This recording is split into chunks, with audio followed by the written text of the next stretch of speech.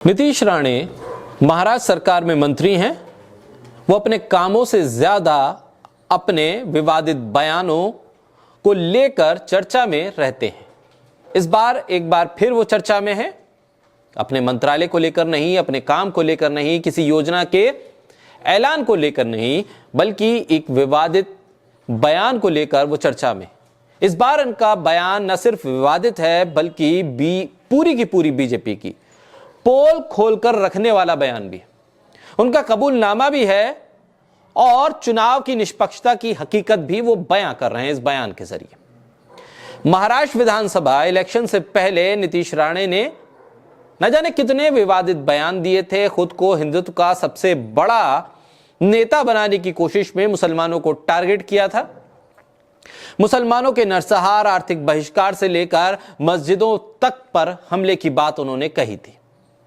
अभी कुछ दिन पहले ही उन्होंने पूरे के पूरे केरल को ही आतंक का गढ़ बता दिया था, क्योंकि वहां राहुल गांधी के बाद प्रियंका गांधी चुनाव जीती थी। इसलिए राहुल गांधी और प्रियंका गांधी के खिलाफ उन्होंने जहर उगला था। उन्होंने कहा था कि केरल में आतंकवादी राहुल गांधी और प्रियंका गांधी को वोट देते हैं। इतना ही नहीं, उन्होंने केरल को मिनी पाकिस्तान कह दिया था और फिर जमकर हंगामा हुआ, फिर सफाई देते रहे। अब इस बार उन्होंने ईवीएम को लेकर बयान दिया है। जी हां, ईवीएम को लेकर, जिस पर विपक्ष लगातार सवाल उठा रहा है, तमाम सबूत पेश कर रहा है, फैक्ट्स और फिगर्स के साथ बात हो रही है। लेकिन ना तो चुनाव आयोग और ना बीजेपी इस बात को मान रही है कि ईवीएम में झोल के बिना बीजेपी जीत सकती है।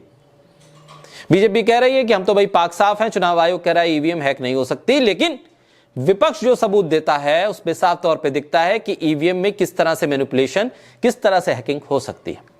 अब इस बात को कबूल किया नीतीश राणे ने। नीतीश राणे ने अपने बयान के जरिए यूं तो मुसलमानों को टारगेट किया था।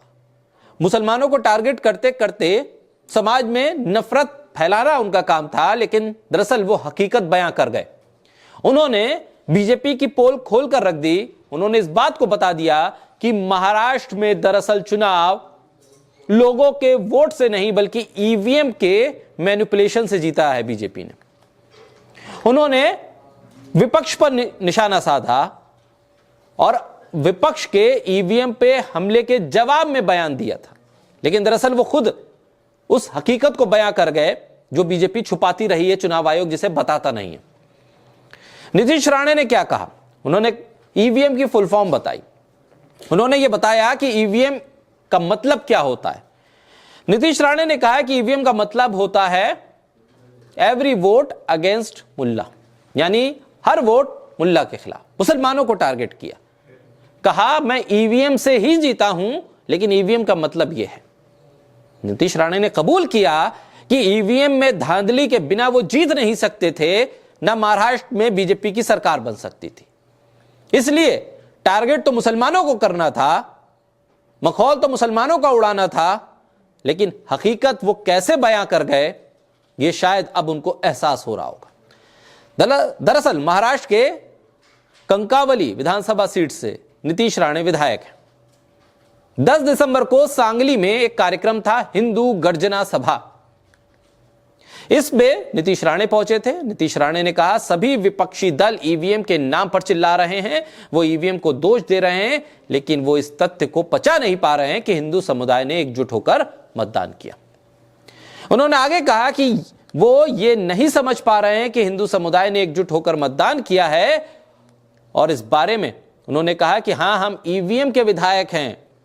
यहां पर उन्होंने ईवीएम, चुनाव आयोग और बीजेपी की पोल खोलकर रख दी। उन्होंने कहा कि हम ईवीएम के विधायक हैं।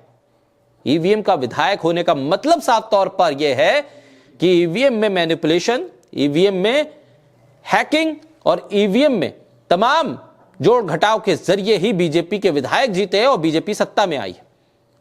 उन्होंने ईवीएम का फुल फॉर्म बताकर मुसलमानों को टारगेट किया, लेकिन इस हकीकत को वो बताते चले गए जिसका शायद अंदाजा अब नीतीश राणे को भी नहीं होगा। नीतीश राणे ने दावा किया है कि हमें इलेक्शन जीतने के लिए मुसलमानों के वोट की जरूरत नहीं है, हम मुसलमान समुदाय के पास वोट मांगने नहीं गए। उन्होंने कहा कि वो जो चाहे करें, लेकिन इस बार हिंदू जागरूक है और उन्हें जिताया है। खुद को कट्टर हिंदू नेता बताया और कहा कि हमेशा मुसलमानों का आलोचक रहा हूं।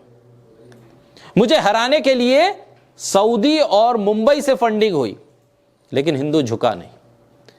ये तमाम बातें जो वो कह रहे हैं, वो अपने नफरत के एजेंडे के जरिए कह रहे हैं, अपने उस नफरती स्ट्रक्चर के जरिए कह रहे हैं जिसको उन्होंने खड़ा किया है अपने आप को हिंदुत्व का नेता बताने के लिए। उनके पास अपने मंत्रालय के लिए कोई योजना नहीं थी, समाज के लिए कोई योजना नहीं थी, समाज को आगे बढ़ाने की योजना नहीं थी, ना सरकार का विजन उनके पास था। उनके पास सिर्फ एक चीज थी, नफरत, नफरत और नफरत। लेकिन इस नफरत को फैलाते फैलाते ईवीएम की हकीकत को नीतीश राणे खुले मन से सबके सामने रखकर चले गए, यानी बीजेपी और चुनाव आयोग को फंसा कर चले गए।